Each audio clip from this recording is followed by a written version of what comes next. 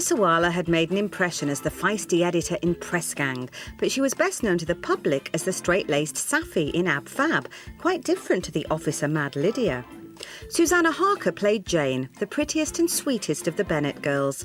She'd played a leading role in Andrew Davis's House of Cards and slipped into costume drama in Adam Bede. Lucy Briers, daughter of Richard, had made sporadic television appearances, including a glamorous hologram in Red Dwarf, and jumped at the chance to play the least alluring Bennet sister, Mary. I was in the makeup van by 5:30, 6 o'clock every morning, and as I progressively got more and more unattractive, I was flanked by Jennifer Ealey and Susanna Harker, getting progressively even more beautiful, if that's possible, because they are two of the most beautiful women I've ever worked with. One of these women was American-born Jennifer Ealey, who'd been plucked out of drama school to star in The Chamomile Lawn in 1992. Her performance as the young Calypso alerting Langton and co. I want to stay, so someone's here when she gets back. She might be days. Come to bed with me and you'll feel better. No. We took a risk of casting somebody who was stunningly good-looking for the part. She's meant to be handsome and feisty and intellectually challenging, but she's never been, I think, referred to as a great beauty. You'll never be as pretty as your sister Jane, but I will say you look very well indeed. Thank you, Mama. She has to have that certain thing. It's called sex appeal. She certainly has plenty of that. With the Bennet sisters sorted, it was time to think about the boys. Darcy, fabulously rich, proud and prejudiced, but deep down a good bloke. And his arch-nemesis George Wickham, suave, sociable and skint, but deep down a cad and a bounder. The challenge for Sue was to find a Darcy that could play supercilious, but also sexy. Everybody had different ideas about who they wanted, and I was absolutely clear from the beginning that Colin Firth would be absolutely wonderful as Darcy. Colin Firth had played Robert Lawrence in Richard Eyre's Tumbledown, for which he received a BAFTA nomination. But Sue Birtwistle first became aware of the handsome young buck's ability to set pulses racing in her production of Dutch Girls in 1985. Double Bacardi and Coke, please. Dutch Girls also provided Adrian Lucas, who was chosen to play the womanising Wickham. I've got one up the back stairs there. She doesn't speak a word of English, but she seems to like me. Wickham was probably very good fun to be with. I mean, he wouldn't pay his debts at the end of the evening, and he wouldn't pick up the bar bill. He's the sort of guy who'd say, well, I'm sorry, I don't seem to have my wallet with me, and someone else would have to pick up the tab. Allow me to introduce my good friend, George Wickham. All I would say in his defence is this is a guy who... he had no money. He wasn't going to inherit anything. And he had cast an envious eye across at the brittle, stuck-up Mr. Darcy and thought, well, I deserve some of that. And what had he to go on? He had his looks and his charm, and that was about it.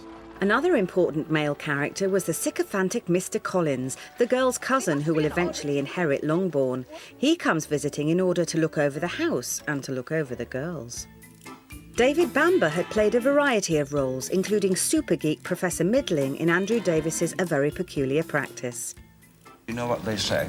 Students are thicker on the ground than rats or rabbits. And you don't get so attached to them. What? That's just a joke. He comes to this family, quite rightly. I mean, the house, Longbourn is going to belong to him one day, and not to any of the Bennet daughters. And he thinks, well, I'll marry one of them. I do sometimes amuse myself by writing down and arranging such little compliments as may be adapted to ordinary occasions. But I try to give them as unstudied an air as possible. Excellent. He is a prize for them, basically. He thinks he will gift himself to one of them and that they will happily embrace him. When the eldest one isn't available, he sort of moves to the next one. Cousin Elizabeth! Would you do me the great honour of walking with me into town?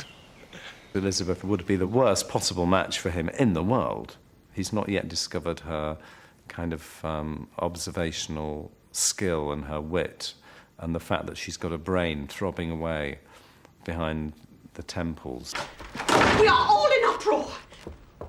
You must come and make Lizzie marry Mr. Collins. I've not the pleasure of understanding you. Of what are you talking? Oh, Mr. Collins and Lizzie! David Bamber, I can tell you, he had me in hysterics the whole time, so he could do no wrong.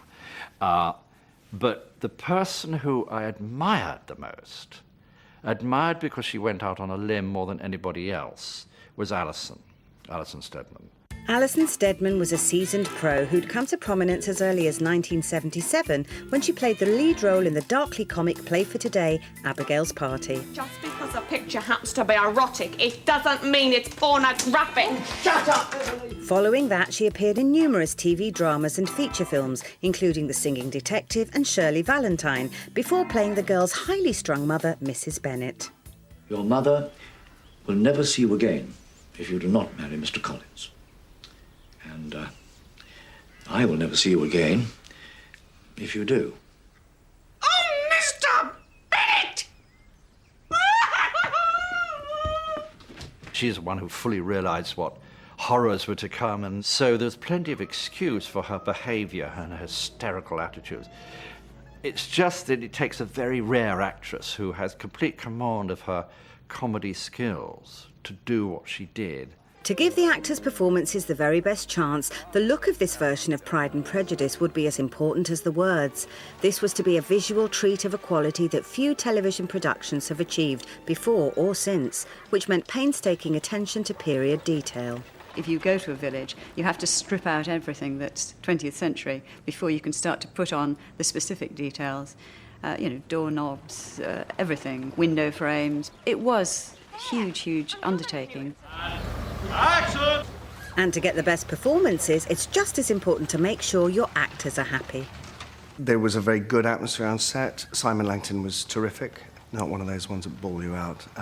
Just very supportive, very focused, and made you feel like you were doing a good job. It becomes an ensemble, and you have to get on. Colin Firth and I went out and got absolutely hammered the first night I was up there, and that was fun because I'd worked with Colin on Dutch Girls, and I remember him saying, "I've got a bigger room than you. Mine's got a jacuzzi. I bet yours hasn't got a jacuzzi." Indeed, it hadn't. I think I was the one out the back overlooking the car park.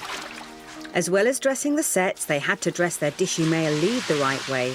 Darcy had to wear clobber that would appeal to the ladies of the 1790s and the 1990s. The aim with this was to achieve a look that would have a resonance for now. So to use his obvious sexuality and his physique to the maximum, that it's all about the hips and the crutch. And the attention to this detail was carried through to the regiment of soldiers who camp near the village. In fact, the officer's uniform is so suave that Wickham promptly joins up, just to impress the ladies, it seems. I've taken a commission in Colonel Forster's regiment. There, Lydia. He will be dressed in regimental. And lend them much distinction, I dare say. Out-swagger us all, eh, Wickham? Well, given the cut of my uniform, any girl would obviously, relish the opportunity of walking around the garden. It was great, wasn't it? But it wasn't just the cut of the men's trousers that was important. The girls' dresses were too, and they said a lot about the wearer's status in society. The Bennets would have worn cotton because that was cheap, which I think was very successful, but in contrast to the Bingley silk. Do you know who they are, Charlotte? Mr. Bingley's sisters, I understand. They're very elegant. Better pleased with themselves than what they see, I think. The Bingley sisters we exaggerated by putting them always in silk, particularly silk that had got two-colour tone to it, which meant it was very reflective and elaborate, over-ornamented, expensive. Judge me by, what I'm wearing.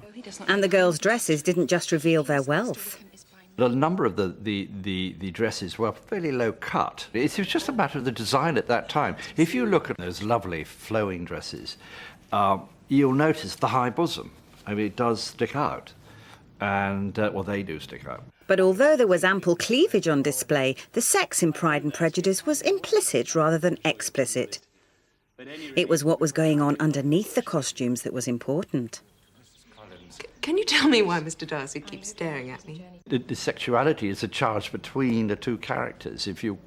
It's because what is unsaid and undone